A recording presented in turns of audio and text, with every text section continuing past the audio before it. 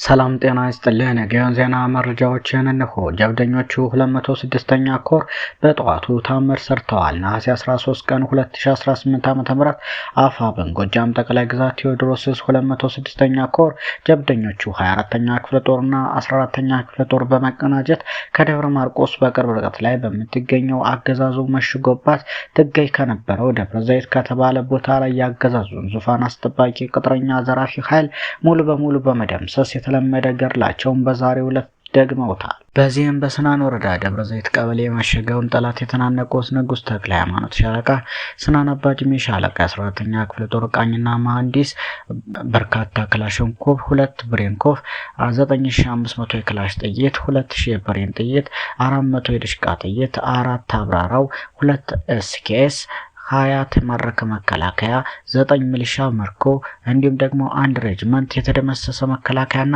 42 ሚሊሻ እስከ ወዲያኛው ተሸኝቷል። 24ኛ ክፍለ ጦር ስናን አባጅሜ ሻለቃ በፋኖ የትግል እንቅስቃሴ ከተበሰረበት ጊዜ ጀምሮ በተደጋጋሚ ወደ ስናንና አካባቢው ቀጠና ያመራን ወራሪ ጠላት ሰልቅጣ በመብላትና በመደምሰስ የምትታወቅ ምትሃተኛ ሻለቃ ስትሆን በዛሬው ዕለትም ከክንደ ነበልባሉ 14ኛ ክፍለ ጦር ጋር በመቀናጀት የተለመደ ጀብዷን ፈጽማለች። በደብረ ዘይት አፈር ላይ የፈሰሰው የጀግኖች ደም የጀግኖች ወኔና ቁርጠኝነት የታሪክን ምዕራፍ በደማቅ የድል ብዕር እንደገና ጽፎታል። የህዝባችን የነጻነትና የፍትህ ጠላት የሆነው የጠላት ሰራዊት በንጉስ ተክለ ሃይማኖትና በስናን አባጅሜ መንትዬ ሻለቃ የተቀናጀ የብረት ክንድ ባቅ ተመቷል። የጠላት ተላላኪ ሰራዊት የመንትዮቹን የታነጸ ጽናትና የወታደር ጥበብ የበላይነትን መቋቋም አቅቶት በጀግኖቻችን አስፈሪና አስገራሚ ማዕበል ውስጥ መውጫ ቀዳዳ አጥቶ ተደምስሷል። ሚዲያ ላይ በትዕቢትና በትምክህት ይፎክር የነበረው ያ የጠላት ሰራዊት ዛሬ በጀግኖቻችን እውነተኛ ወኔ ፊት ተንበርክኮ እጁን ወደ ላይ አንካርፍፎ ሽንፈቱን በግልጽ አውጇል። መሳሪያውን ጥሎ ራሱን አዋርዶ እጁን ሰጥቶ በምርኮ ሲጓዝ የታየው ይህ የጠላት ተላላኪ የጀግኖቻችንን የውጊያ የበላይነትና የምድር ላይ የኃይል ሚዛን ፍጹምነት አመላካች ነው። ይህ በደብረ ዘይት የተመዘገበው ታላቅ ድል ብስራት ለህዝባችን የኩራትና የነጻነት አየርን ያነፈሰ የጠላትን ወኔ ያኮላሸ የጀግኖቻችንን ታሪክ ስም በወርቃማ ፊደላት ያደመቀ ታላቅ ድል ነው።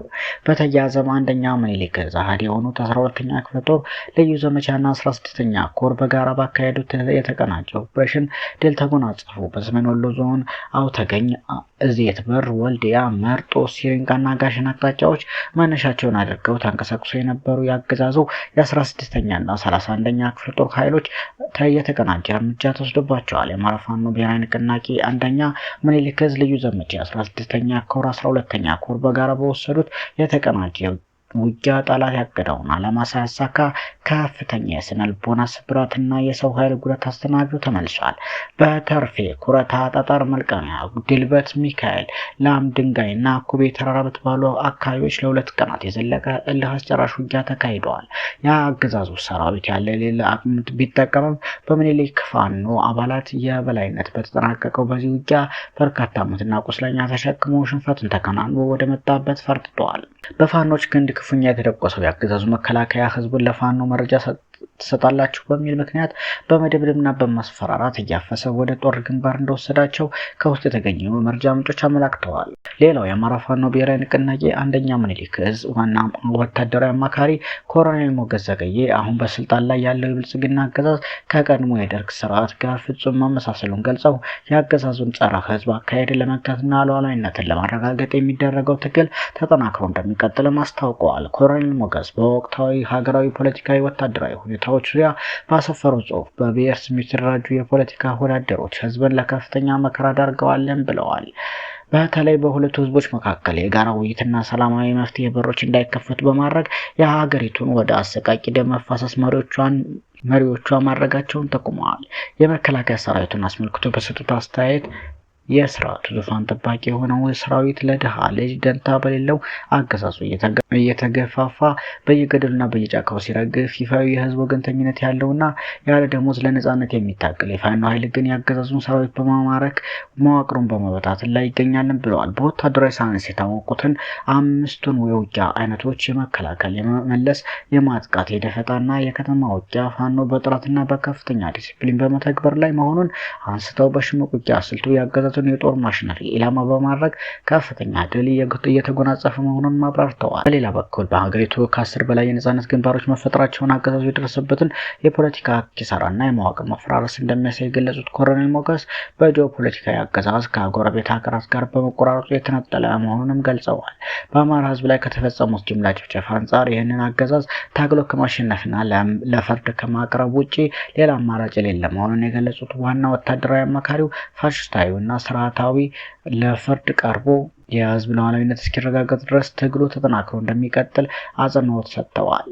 በተያያዘም በዋግምራ ግንባር 14ኛ ኃይሉ ከበደ ክፍለ ጦር ጠላትን በመደምሰስ ብሬንና በርካታ ክላሽ ማረካች። የአማራ ፋኖ ብሔራዊ ንቅናቄ አንደኛ ሚኒሊክ 303ኛ ሳምነው ኮር 14ኛ ኃይሉ ከበደ ክፍለ ጦር ፋኖች በሶስት አቅጣጫ ማለትም በዋግምራ ዞን የጠላት 38ኛ ክፍለ ጦር ከላልኪው 39ኛ ክፍለ ጦር ካስ ከተማ በዲዩናና ካዚ ላይ መጣውን የብልጽግና ኃይል መሰራ ዋልካው ከሚባል ቦታ ክንደ ነበልባሎች ድባቅ መተውታል። በዚያ አውደ ውጊያ 1 ብሬን፣ 26 ክላሽንኮቭ መሳሪያ፣ 5 ምርኮኛ፣ 15 ቦምብ፣ 12 ትጥቅ፣ 25 ካዘና፣ 9 ወታደራዊ ሻንጣ፣ 1100 የክላሽ ተተኳሽ፣ 1800 የብሬን ተተኳሽ በምርኮ የተገኘ ሲሆንና ከ50 በላይ የጠላት ኃይል ተደምስሷል። የፋኖች ምት መቋቋም ያቃተው የጠላት ኃይል መድፍ እንደፈቀደ በማስወንጨፍ አካባቢውን አርሶ አደሮች ንብረት ሲያወድም ሴቶችና ህጻናት ላይ ጥቃት ማድረሱንና የህዝብ ንብረት ሲዘርፍ መዋሉን የ303ኛ አሳምነው ኮር ህዝብ ግንኙነት መምሪያው ገልጿል። ሰሞነኛ